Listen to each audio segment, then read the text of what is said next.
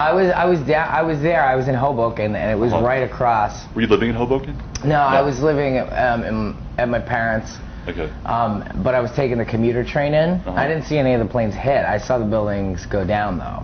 You did? Yes. From where? From, I'd say fairly close. I mean, the train that runs from Hoboken runs to the World Trade Center. So it was, there's two trains. One runs to on 33rd, one runs to World Trade Center. Right, yeah. So it's right there. Like, it's a straight shot from Hoboken Terminal. So you're literally, I mean, I'd say so across the river, the smallest part of the river. So you're right in front of those buildings. It was like, I mean, it was like being in a science fiction film, you know, or like or some kind of like a disaster film. It was exactly that kind of feeling. You didn't believe it. Like, it felt like you were in Independence Day or something. Like, it made no sense. Your brain couldn't process it. And for me, it was a little different. I'm kind of like, I'm very empathetic, and I'm kind of a conduit emotionally and stuff. So I pick up a lot of stuff in that way. And there was like about 300-400 people around me. I was right at the edge. A lot of people were maybe a little too scared to get right to the edge of the railing. All these people behind me, though, they all had friends and family in those buildings. I didn't. So when that first building went, like, it was like an A-bomb went off of like just this emotion, and it was like, it made you nauseous. You know, I was more upset for the people around me than for myself. You know, I was just. I think one of the first thoughts that went in my head when it went down is, what does this mean? Like, what does this mean for the world? Like, how's this going to change everything? So yeah, that was pretty crazy. It was like total piece of fiction. It was like, you know, you couldn't even believe it was happening. And what did you end up doing that day? They were sending people back home on the trains for free. They were basically just shuttling people out, and I ended up walking home that day. And I got off the train and walked home, and my mom was really excited to see that I was still alive and that I was able to also get home so quickly. But the train ride back was very interesting because you were surrounded by people that were like businessmen and, you know, people just a different age and a different class than me. They were all like kind of like entrepreneurs or something, and they were all just talking about, I heard people like calling people just, you know, talking about having families now and getting married and just like all these things, and then talking about the opposite of that. You'd see differing opinions. Like, the guy next to you would be saying how he didn't want to raise a kid in a world like this, and another guy would be saying how he wants to get married and start a family now and stop running around. So that was pretty interesting. I mean, I'm a total people watcher, so I was observing a lot that day. And how did that lead to the creation of the band? One of the other things I thought about when that first building went down was a big thing that went through my head was, you know, everything's kind of pointless that you're doing right now. I was involved in commercial art in New York, trying to pitch a show to Cartoon Network that was extremely frustrating because I was dealing with a company that had optioned the cartoon show that didn't quite get it, and I think they were more interested in turning it into toys or pillowcases and shit like that, and it was really disheartening. And that was my first ever taste of creating something and seeing it take off a little bit, and it didn't feel good. And at that moment I was like, oh, this doesn't mean anything. This is all garbage. Like, this is all bullshit. And I need to do something that actually means something, or my life's gonna mean nothing. Just like this cartoon means nothing. Like, it's all going to mean nothing if I don't do something. And it doesn't mean like go out there and save the world, because you can't, obviously. But it means, you know, go out there and make some kind of difference, or say something that has some kind of value to it. Connect with another human being, you know.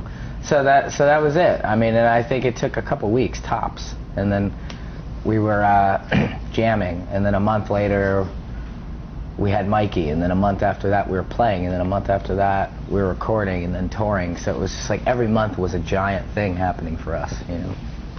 So do you think have you found like that meaning through this?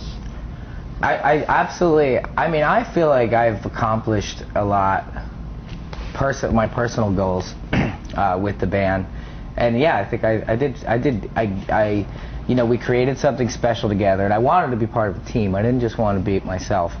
I think we created something very special together. I think it means something. It meant something when it started. It said what it kind of had to say, and so that's an interesting position to be in, because, you know, I don't necessarily think the next album we make, I don't necessarily know that it needs to say something. I think we're kind of finished in that regard. Yeah, so it's going to be interesting to see what we do next, because I guess, you know, quote unquote, the mission or the goal or whatever it was, that feels, yeah, I feel very complete about that.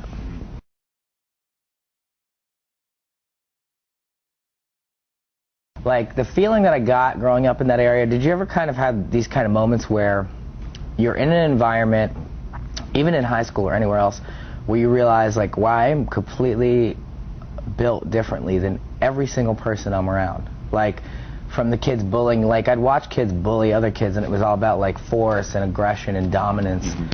And I was like, wow, why am I not like that? Like, why am I not prone to conflict like all these other kids I'm around? Why am I not prone to violence? Why am I not prone to act out? Why does violence, like, you know, why do I realize it's so wrong? And why does it make me nauseous? And, you know, why do I want to create things instead of destroy them? And all I saw around me was other kids that just wanted to destroy something. If some kid got a new bike, another kid wanted to take it and jump it and destroy it. And I never understood that. The same thing. That's what's interesting. You know, we'll play something like Reading Festival, and I'll get hit with, like, a golf ball or a bottle of piss, and I'll be like, wow, why am I not like that guy? You know? What makes me different like that? Why do I want to just create something really special and kind of just, like, basically give it to the world? And there's other people that are just they just hate themselves so much that they want to act out in aggression against something, you know? Something that stands for really just, and that's the kind of response this band is supposed to get. Like, it was a wake-up call in the regard that we hadn't had that response in a long time, but when the band started, we would get physical threats, you know, because it was flamboyant and it was unapologetic. That's what this band is. So I guess it had been a long time, and a lot of award shows later, and a lot of magazine interviews later, where it was like, wow, I forgot what that felt like to be the outcast, to represent every kid in the crowd that didn't really fit in at all, you know. So what did that feel like then, getting hit with, like, getting bottled? What did that feel like? It was exhilarating and extremely challenging, you know. There's nothing like that to humble you more, or let you know that there's still something to fight for, or that the world wants what it wants. You know, like, you can't change the world. You can't fight the world. The world is always going to win based off what it wants. You know, but it also makes you realize that sometimes there's just, like, a majority out there, or a minority out there, that's extremely aggressive, when in fact you're playing for the majority, which is A, really enjoying what you're doing, and B, very peaceful people. So, but it's interesting. I think the polarizing element to the band is really exhilarating. It's very exciting. You never get bored.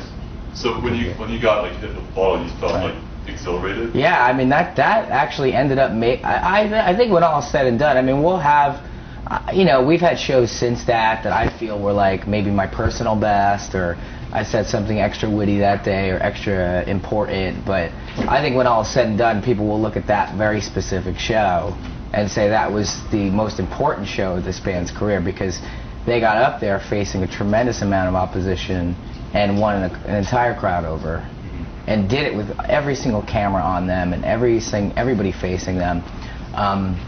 And so I think that's why it's important, because it really sums up the band in one 40-minute set, you know? It was not easy. It was like a volley at first, and then just stopped.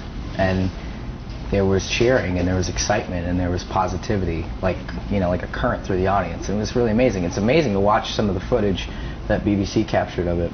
It's pretty awesome.